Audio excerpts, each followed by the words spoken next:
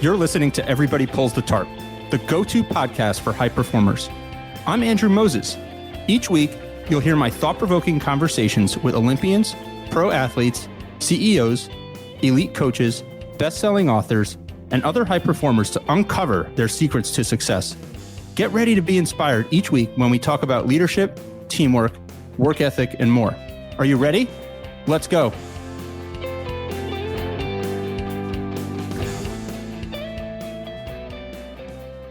This week, my guest is entrepreneur and aerospace engineer Jordan Noone.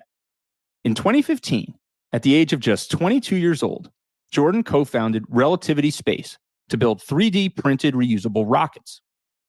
Jordan and his co-founder Tim Ellis launched Relativity Space from an initial concept drawn on the back of a coffee shop receipt.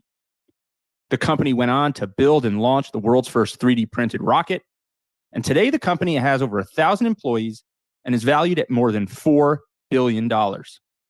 Jordan is also the co-founder and general partner at Embedded Ventures, a venture capital firm investing in early-stage tech startups that are focused on space operations, digital engineering, and advanced manufacturing.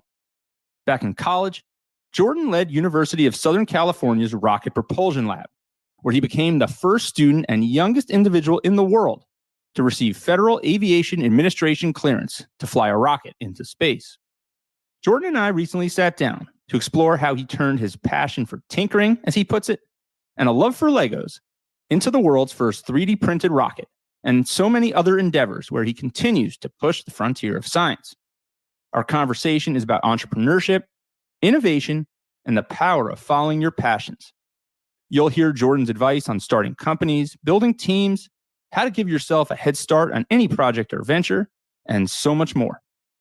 Perhaps most importantly, Jordan talks candidly about how he learns from his experiences and has adapted as a leader over time.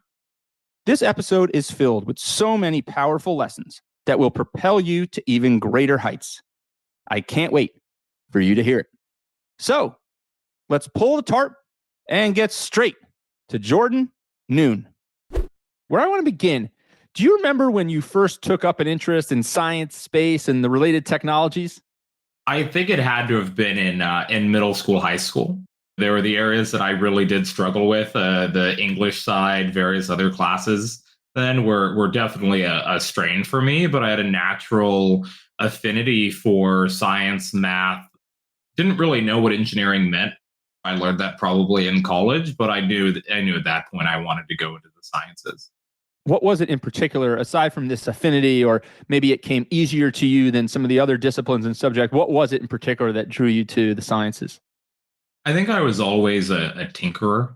I use that word a lot now, where I tinkered growing up. Like me and my dad, I remember us working on cars together. Those are some of my earliest memories of us. I remember playing a lot of time with Legos, and then a good amount of time too playing video games as well. But a lot of those had some levels of themes that aligned with what I do today. What is it about tinkering in particular that you found so interesting, and what drew you to tinkering? I love that word. I want to dig into that word a little bit more. I think it's in the same way that some people find joy in painting. You're putting something together, you're doing something with your hands, and there's like a visceral satisfaction. And for me, being able to, whether it's that car example of like working on something and then turning it on, and you kind of did something, you did something, and there's a satisfaction at the end where some people, and I very much include myself in that, have that affinity where it's building something, like making something, thinking through how to make something that doesn't work. And whether that's like, I remember taking apart my grandfather's old radio, that was sitting at their house. And like having vacuum tubes in it and being like, what is this? Like, what does this do? There's just an affinity there that's very satisfying. And I view myself very lucky that I've been able to turn that kind of raw desire and skill set that I have into what has been a very exciting career so far. It sure has, Jordan, and we're going to get into it all. I'm curious, like you talk about the Legos. So were you somebody who enjoyed kind of the Lego kits with the instructions and following the instructions, or were you like, I don't want any of that, I just want a pile of Legos and I want to figure out how to create something on my own? I definitely was more on the instruction side with the kit. I still do. There's a bunch of Legos in my office here, where I enjoy the kit more than like the haphazard building or like. So I think it's less of like a creative energy. It's more of like a building energy where you're doing something pre-planned. You're making it do something that is like more than the sum of its parts. But no, definitely wasn't. I would not view myself in any way on that like creative side that would take a pile of Legos and turn it into something without like either a pre like ordained design for myself or from a instruction manual. So do you remember, I mean, do you have memories of tinkering with that radio or building a Lego kit and just running into adversity or barriers where you just didn't feel like things were working or they weren't coming together right? Like, did that happen and how did you navigate that? Oh, that's a good question. I feel like I've always had a good ability to overcome those. Then I'm trying to think. I remember playing with like my grandparents' old like electric train set and like little train sets and stuff, and having a lot of trouble with those where it was there's old stuff. It was all rusty. Like the electricity didn't conduct well in them. Stuff would fly off the tracks because nothing fit together well anymore. And I didn't overcome that then. I eventually did because I have a new set, I put around the house, during the holidays. But at that time, I think I did have a good ability, whether it was like training from my dad or like good intuition for getting the right tool, making things work, and never like really getting stuck with it. I was always kind of fairly, standalone. So fast forward, you did a lot of tinkering at USC. You were the leader of the USC's rocket propulsion lab. You became the first student and the youngest individual in the world to receive an FAA clearance to fly a rocket into space. Now, I am curious, as you're leading the USC's rocket propulsion laboratory through its first two attempts at becoming the first student group in the world to launch a rocket into space, what was that experience like? Lots of tinkering, I would imagine. Take me behind the scenes there. Yeah, no, an insane amount of tinkering. So when I started at USC, aerospace engineer, thought I'd work on planes. And I never in any of growing up thought I'd work on rockets. I think the only like rocket Lego set or anything I worked on was I had the space shuttle Lego set. I think it's still in my parents' closet somewhere. But I thought I'd work on planes. So fast forward, 1 week into school, it's the first Friday of my introduction to aerospace class, and this group comes through that they're kind of advertising all the student groups, that day for student groups to join on for hands-on projects. And the USC Rocket Propulsion Lab comes in, and they say, "Hey, we're trying to fly a rocket to space." And it's not like someone else's competition; it was their own goal, and I think that's what really attracted me to the group at the time. Because some people they would like enter the NASA competition to fly a rocket a mile high. But people have been doing that for 60 years. Or some people enter like the glider competition for the aero design team. It's like, how far can we get this glider across a football field? It's not necessarily like groundbreaking or something to like write home about necessarily, or at least not for me. But this group like had their own goal and their own ambition, and were doing kind of everything it took for this thing that no one else was telling them to do. They just wanted to do it. And that really attracted me to the group. So that said, I went to that as my first Friday. I didn't run the first party I could get to at school. I went to this lab, this dark corner of campus. Then basically never left, for the next 4 years until I graduated. I still mentor and advise that group today because so much of my career started there. But I ended up leading that group my junior and senior year. The group was getting ready to fly its first space shot attempt. And so the first shot that could actually make it to space. And we hit every issue imaginable. I don't know even where to start. A lot was on the regulatory side, was how do a bunch of students that have, I was like 19 when I took the group over, as a junior. And, you submit a FAA submission. It's a 7711-2, for those really curious on it, submission in order to get clearance to fly the rocket. You need FAA clearance, you need Bureau of Land Management clearance because we were using public land up in Black Rock Desert, Nevada, where Burning Man is. And you need to get that clearance as a student that's never done this before, as a 19-year-old calling up two, government entities trying to get them to agree on jurisdiction for something that's never been done before. And we overcame that. There's a lot of, what I'd say is tinkering on an analysis side, a simulation side, a regulatory submission side, all the way through. We did all the manufacturing, all the design. We made some of the machines that made the rocket parts. So actually designing some of the automation and devices where they were not necessarily like trivial manufacturing jobs. So anything and everything was a problem. It's kind of the joy of the rocket world. anything and everything was a problem. I'm kind of curious about like your responsibilities. It sounded like, I mean, even as the leader, you were touching everything. I mean, you were leading engineering, you're working on the administrative side and the regulatory side, you're submitting licenses for these launch licenses. I have to believe that that gave you a great foundation when you went off to become an entrepreneur and build businesses that you can kind of tap into all these different areas of expertise and in ways that you worked at USC. Absolutely. It was an incredible head start that I don't think is matched even anywhere in our industry, elsewise, where the ability to have those experiences, even though the first two space shot attempts, the ones that were under my watch, they both blew up during ascent, but we flew them. We got them to the point that we had the licenses, we were flying them. A lot of learned, on the ground and, later in the air on those. But I got a head start that most people don't get until middle of their career, getting to touch all of those areas. And I got those as a teenager. So I loved that experience. I still, it's why I work with that group still today, is make sure they have the same experience, if not better than I did, as far as the people that really want that opportunity and will work for it, that they have as much of a path cleared for them as possible. So I keep working with them. I mean, even some of the areas in that group that were, less perhaps like obvious, like fundraising from the university administration. Then where we would go to industry, we would go to some of the donors, we would go to the engineering school itself. And then that had a bit of a slush fund where it could finance these, and we'd go with a proposal to the dean. And it's the same dean today. I've worked with him, for 14 years now. And he loves telling the story of, every time we pull up a rocket, we'd come back saying, hey, we learned this. Can we have another $50,000? And he kept doing it.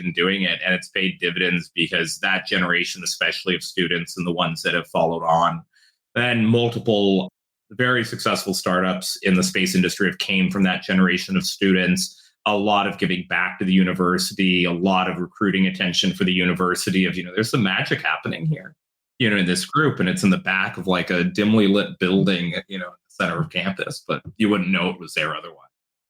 You wouldn't know it, I guess. Jordan, I'm curious, for anybody listening who is looking to make a career pivot, or is in college and thinking about launching their career, or is not in college and they're just thinking about how they could start something or create that head start. I want to go back to that phrase you used. You gave yourself, through just immense ingenuity and work ethic, a head start, as you said. Regardless of any industry, people can create head starts for themselves through commitment and work and investing in the time. And I'm curious, what advice would you give to folks who are trying to figure out how to find that head start for themselves? There's two areas I'd highlight. The first is talking to people that have done similar. If you just kind of like, there's this echo chamber of the status quo almost in jobs, where it's like, it's so risky to go try and start a company. It's, how do I get advice from someone who's like a senior executive or a founder? There's so many people that have done that similar, kind of like get a head start by starting a company or taking their own, entrepreneurial path of some sorts, where they'll do anything to give back in a way that they had people helping them along the way. Like for me, if anyone ever asks me, I want guidance starting a company, I have an idea, then I'm not going to say no to them. And because I was that person a decade ago, pinging people on LinkedIn, asking random people I saw at conferences, being like, hey, I have an idea. Like, do you think I should do it? And all it takes is just that encouragement of yes. And yes, and then it extends into the second part I was going to say is like, especially that early in your career, you're in college, you're a new grad, you have nothing to lose. And go on life support financially. That's what we did. We didn't pay ourselves. I didn't come from money that allowed me to do any of this. Then we decided like, it's worth a shot. Let's try it. And if none of this works, Relativity Day One, my first company, if none of this works, we'll have at least tried and be so much more attractive in the job market for a more traditional career because we tried that and we learned something along the way. And that's what I feel there's not enough commentary on, or even like training on doing that within, even like the engineering community, where you get trained to be like super conservative. You get trained within, a college environment that risk has to be avoided instead of kind of evaluated and strategically approached. We tried and we learned. I mean, what a principle, right? And there's sometimes opportunities that people just don't take because they think everything has to be de-risked. Jordan, I am curious when you think about the work at USC and the leadership role there that you had as a student. Was it a lot different when you took on a leadership role and essentially started a company? Take me through kind of the differences. Day one, relativity. What is that like? And how is it similar? How is it different? It was different in the way that day one of relativity, we didn't have a team yet. We were building a strategy, we were building fundraising support, we were building the tech, but it started as just two of us. The company's about 1,200 people now. But it started as just two of us, where there was that weird intermediary phase where there was no team to manage and lead. You're leading on creating a vision, you were leading on getting stakeholders on board. But once there was a team, fast forward a year or so, it took to start bringing on our first engineers outside of me and Tim, who are the two founders. And outside of that, I'd say every time I've entered started a new entity, started a new phase of life in certain ways, I've had a completely different management style. Me is growing up in a college lab. But no, as far as entering a new phase of life, a new career, a new entity we were founding, my leadership style has evolved every time for two or three reasons. I'd say starting is that relativity, day one, I was 22 years old. Rocket Lab at USC day one, I was 17. And that you have so much more, especially relative experience on managing people, on leading people, that my leadership styles evolved very differently. And just because you actually have the experience, it is one of the biggest challenges for founders, where a lot of them, they're great visionaries, they're great technologists, but often they come very early in their career. They have no idea how to build a team. They have no idea what's going to motivate a group of 5 people that are jacks of all trade versus a group of 500 people. And it's very different incentives, very different risks. And at least for me, every time I've gone through, there's been so many lessons learned on a leadership and team building side, team management side, who to recruit, how to recruit them, that every single time and every single company's been so different internally. What skill, if you had to pick one or two, do you feel like you've developed more muscle around over the years from a leadership standpoint? I'd say two. There's probably two areas. The first of which is on just the engineering judgment side. It's very helpful for the investment decision making and then guiding highly technical groups. Is when do you push back, or when do you make a decision that's changing an actual technical roadmap or kind of risk outlook, where you're triaging resources. As a startup, you have very limited resources, and all the companies, all the teams, that I deal with today, highly, highly technically complex problems. And the biggest challenge for teams is especially on a sunk cost fallacy. You've been going a certain direction. You feel the grind of doing it. You've had some lessons learned on the way. And at some point, perhaps the right thing to do is pull the plug and say, we were wrong. There's a humility that goes in that, to say, we were wrong with this approach. We need to go the other direction. And that happens in a lot of very technical companies. And where you're architected wrong and you only realize it on the way. Your team's set up wrong and you realize it along the way. Or perhaps you're just driving off a cliff and you have to completely reevaluate what to do. But there's a humility there that a lot of teams, a lot of executives struggle with, which is when to make that call to say, because it involves saying, we were wrong. We made the wrong decision. And you see, instead of that level of decision making, you see people, throwing each other under the bus. You see people hiding issues for longer. Then you see them finding the right moment to scapegoat someone. And in the meantime, they're just skirting along, waiting for the right moment where they can be the one not blamed. And there's a really toxic culture that comes out of that, because the stakes are so high. No one wants to be the one that was wrong. But being the one to say, we caught it as soon as appropriate, then we changed direction, the moment that nothing that could have been predicted ahead of time, kind of happened. That's where, at least for me, in my highly engineering, physics side of me, I think I just have a good judgment there for when to get out of Dodge, sort of thing.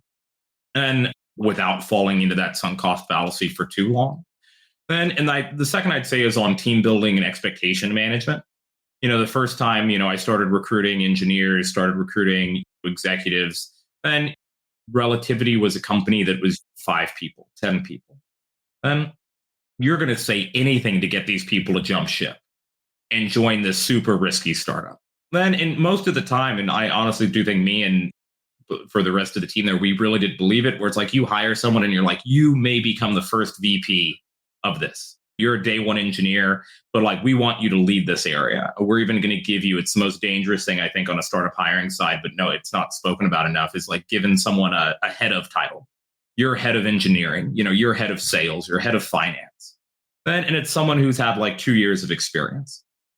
And that may make sense for years. And then you start hitting this inflection point where you need senior executives. You're prepping for perhaps an exit path. You're really needing to mature a company. And that person's grown. They've had years of experience. They've scaled well with the company, but the company's scaling faster. And you hit this inflection point where all of a sudden your most seasoned people who are the most like kind of embodied on a culture side, they've been there since day one. You have to hire someone over them and say they're not head of anymore. There's a CFO over your head of finance, and they're now a director or like a senior manager. And a lot of companies fall into that trap, perhaps because it is necessary for them to grow and attract talent early on. But at least what I've tried to do much better is like bring people on, tell them that eventually will happen, where you'll have a CFO, you'll have a VP of engineering, you'll have a CIO, whatever it is.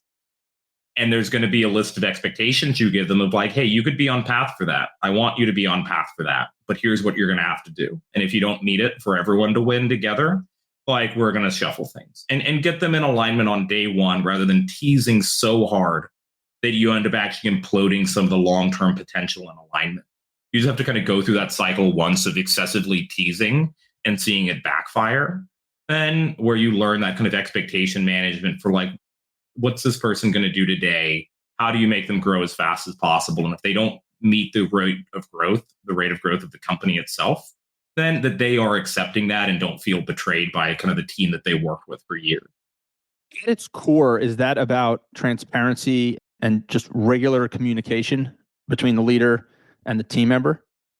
I think it's a combination of transparency, a level of awareness. That awareness is really hard to have as a day one founder, like a first time founder or executive, because you just haven't been through it before.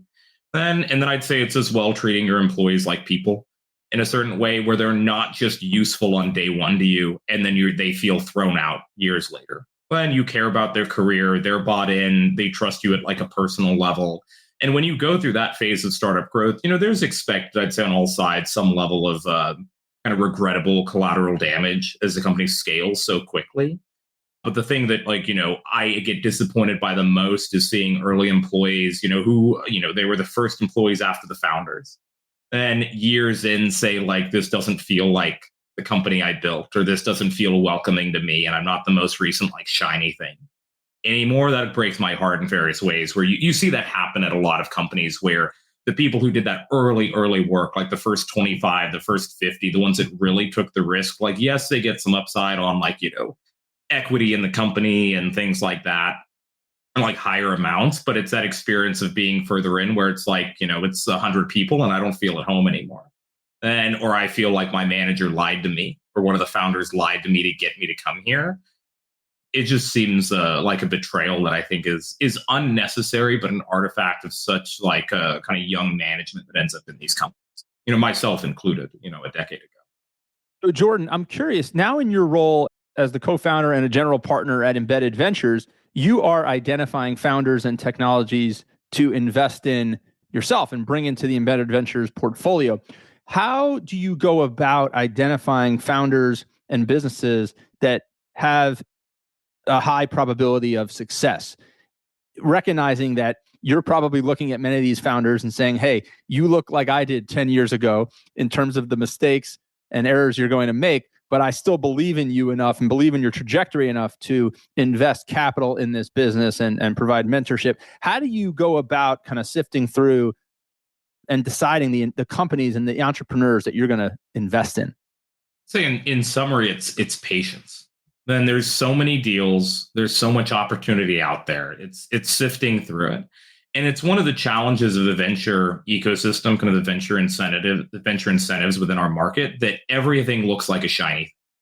Then everyone markets as a shiny thing. The incentives to do a follow-on round is, which company a year ago was the most shiny thing with the most shiny investors. And it's how a lot of the venture ecosystem works. There's a very like social element to it too. It's like, who do you know? Which follow-on investors are you best friends with? Who do you get drinks with regularly and can share deal flow with? there's a huge element to venture that involves that like social element to it. And the challenge that we kind of present ourselves is, how do we sift through all of that noise, all of the people who are trying to shove us deals because they want to get a markup on their previous investment, and find those really good kind of nuanced deals. So the two or three, like kind of, I call them like bumper lanes, we try to stick up as we go through this. One of them is not chasing the tier one VCs out there. There's a couple funds, that are brand names. Every company, every investor knows them. But the challenge when you chase those is that there's so many funds that their sole differentiator is that they're close to a partner at one of those tier ones. So they get that first email when the company goes to fundraise again. And that creates this artificial inflation on the prices of those deals. And where it's like, if you're the first investor in as follow on or the second, maybe you're getting a good price. But eventually snowballs where it's everyone who's desperate to get into a deal, just paying more and more in order to outbid the next person. And it's very dangerous, again, when you have those kind of tier one brand name leads, like leads on the investments for, let's say, a investment, that's a pre-seed or seed, so kind of very early. So we look at those early deals. We look for ones that are off the beaten path for one reason or another. No one's noticing them. No one's looking at them. We get in at a very like reasonable, healthy price. And then we help make those companies attractive to the tier ones and other investors over time. But our desire and my desire, even personally on it, is like that we see deals and we look at deals that when other people look at them, they say, who would ever see value in that company? That company's a joke. No one's ever going to buy the tech. Like nothing there makes sense. And in 2, 3, 4 years later, they start becoming mainstream. They break through, or perhaps there's a bunch of copycats that start appearing in the market that build a lot of hype and attention on what they're doing.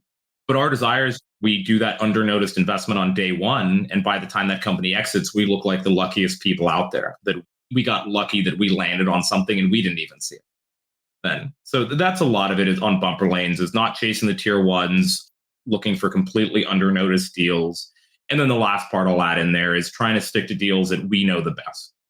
There are certain technical areas I know quite well, and just from my experience and the rest of the team and advisors, at Embedded have. But if we don't have the best ability to evaluate those deals, there's too much risk, too much smoke and mirrors that we get bamboozled and step into a landmine. So only working and only looking at deals where we evaluate them, we can evaluate them the best of anyone in the market. I'm curious, when you talk about that, you go back to that word you used, under-noticed, the underdog in many ways, right? These companies that everybody else is kicking to the curb and you're taking interest in because you think there's something there and you have this belief. Besides the obvious business value that can derive from finding kind of this under-noticed, undervalued business and investing in it, do you think there's something kind of in your core personally that motivates you and drives you to find those under-noticed businesses and help them excel? I'm sure there is. I'm sure there is in a lot of ways there as far as alignment. But no, I think it's a lot of that, to bring it back to the word we were talking about earlier on tinkering. Then it's looking for people who like really want to build and have that alignment and passion. Like you see, I'd say on the opposite of the tinkering side is you see a generation of founders that is much more on the like vanity side. And the vanity side where they're looking because like they grew up wanting to be a CEO. They didn't grow up doing Legos because they liked, tinkering with things. They grew up because like brought them attention or someone else wanted them to do it. Then there's a level of like misalignment there on the vanity side where it's like you see founders who will like, they'll do the most pompous claims. They'll fundraise huge amounts. They'll bring on the most shiny investors. And then you'll have a phase like last year, then where all those companies collapse. Like those founders may be able to build good companies in a good market. They can't build a good company in a bad market. And because that vanity is not something that lasts. Like vanity is not a robust trait. The moment that money's dry or liquidity's dry, like who do you drop first? Is it the people building or the people that are fundraising off of vanity? And you drop the vanity first. Like money makes people, the moment you're running low on money, food, whatever it is, like you get back to a level of like real infrastructure and real building. But as far as with that, I'd say, we look for that, but I think it's rooted in me and how I grew up. I built things because I enjoyed building them. I built things because they were useful tools for making other things. Then I view some of our companies the same way, where it's like with KittyCat, the company we spun out, KittyCat's a tool for making tools.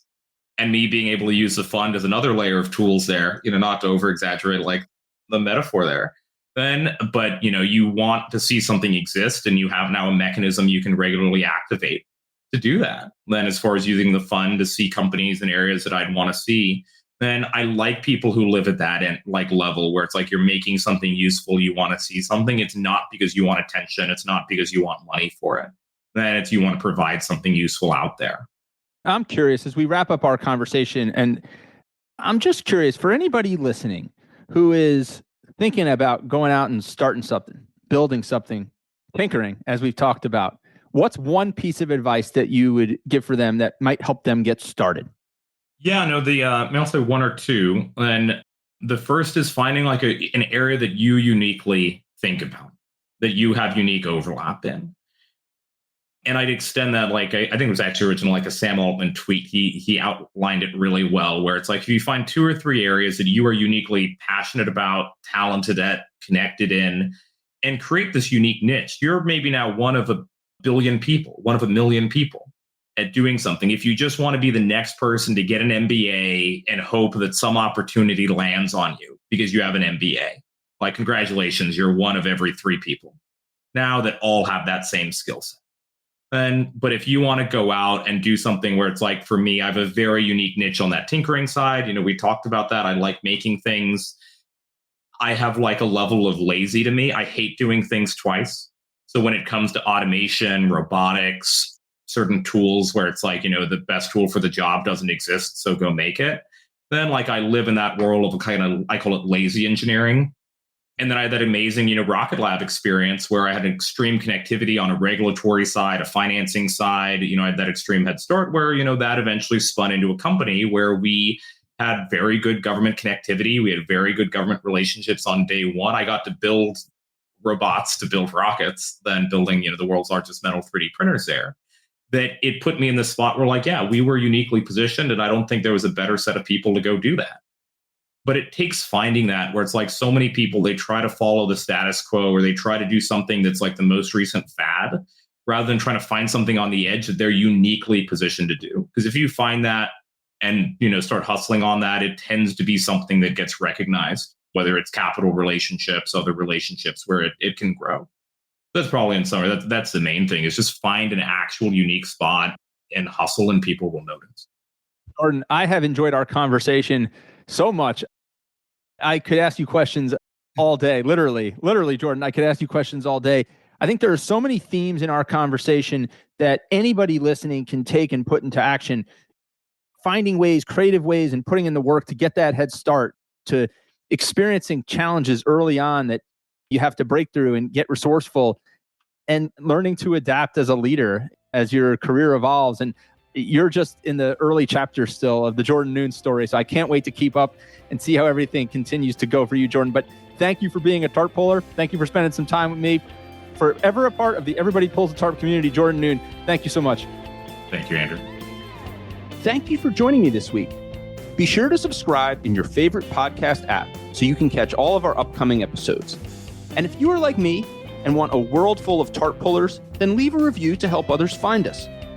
You can also follow me on Twitter at Andrew H. Moses. That's Andrew H. Moses. And be sure to sign up for my email newsletter at everybodypullsthetarp.com/newsletter. I'll share tips and insights to help you achieve maximum success and happiness. Today is a great day to pull the tarp. I am rooting for you. See you next time.